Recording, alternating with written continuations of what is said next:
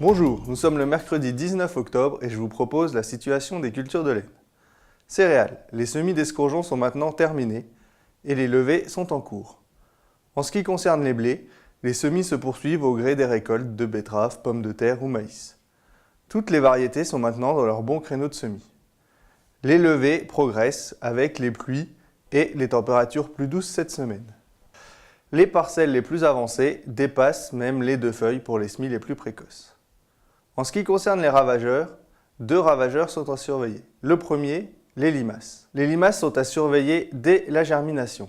La surveillance doit être plus poussée dans les secteurs arrosés ou dans les parcelles de blé semées derrière précédents à risque, tels que le colza, ou dans les sols motteux et argileux. Il est donc nécessaire de poser les pièges dès le semis. L'intervention sera nécessaire lorsque l'on remarquera une augmentation de la population sous ces pièges et le début de dégâts. Le deuxième ravageur à surveiller, ce sont les pucerons. On les trouve régulièrement en parcelles, mais en faible nombre. Rappel du seuil d'intervention, 10% de pieds porteurs ou alors une présence de pucerons pendant 10 jours consécutifs sur les parcelles.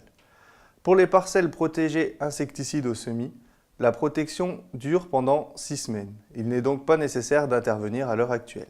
Le désherbage. Les conditions actuelles sont favorables au désherbage. En effet, nous avons une bonne hygrométrie, des sols humides et des températures plutôt douces. Pour gérer son désherbage, 3 situations existent. La première, la plus critique, ce sont des semis précoces dans des situations à forte pression graminée avec résistance des graminées aux herbicides de printemps. Il est donc nécessaire de faire un programme tout automne, un passage en prélevé suivi d'un passage actuellement à 1 ou 2 feuilles de la culture. La deuxième situation, ce sont des parcelles à forte pression graminée mais sans résistance. Dans ces conditions, un passage à l'automne en prélevé ou à 1 ou 2 feuilles, suivi d'un rattrapage au printemps, est suffisant.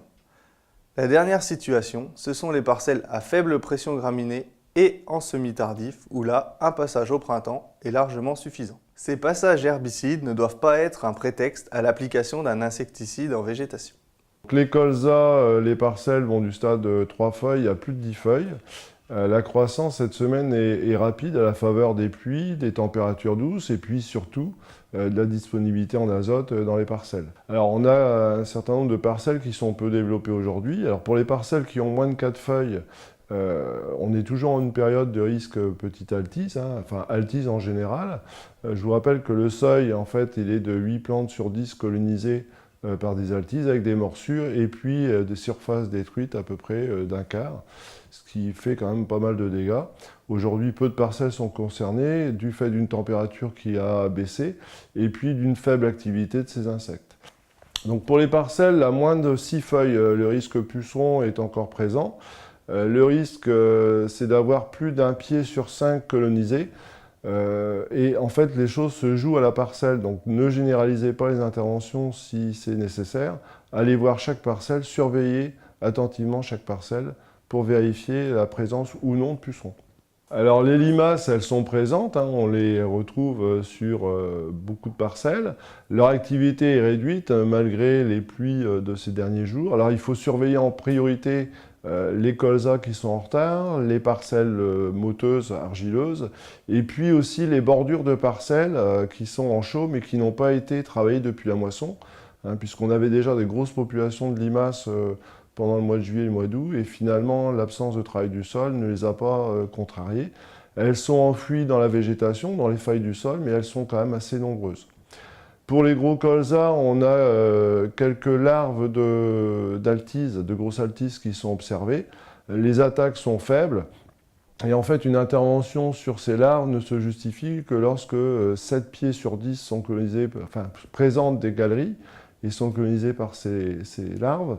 Le risque n'est pas le dégât sur la feuille, mais c'est bien la présence de larves qui vont attaquer le bourgeon terminal du colza et qui finalement on va provoquer des foisonnements de plantes au printemps, c'est-à-dire qu'on aura des plantes sans apex avec des branches qui vont se développer sur les bourgeons axillaires. Donc en fait c'est surtout à ce niveau-là qu'on va avoir des dégâts par des retards de végétation et de redémarrage au printemps. Alors les cultures intermédiaires, on a une forte croissance depuis ces derniers jours avec des températures malgré tout douces, mais surtout avec des pluies. et puis une grosse disponibilité en azote dans les sols. Donc ne vous fiez pas au développement des plantes pour envisager une destruction tout de suite. Aujourd'hui, la production de biomasse, c'est de l'azote qui est stocké, qui est recyclé, donc on pourra en bénéficier l'année prochaine sur la culture de printemps. Et en tout cas, n'oubliez pas que la destruction ne doit pas intervenir avant le 1er novembre. Donc laissez les premières parcelles les plus avancées finir leur cycle. La destruction pourra venir d'ici 2 semaines. Aujourd'hui, on est encore en pleine croissance. Nous vous souhaitons une bonne semaine. À la semaine prochaine.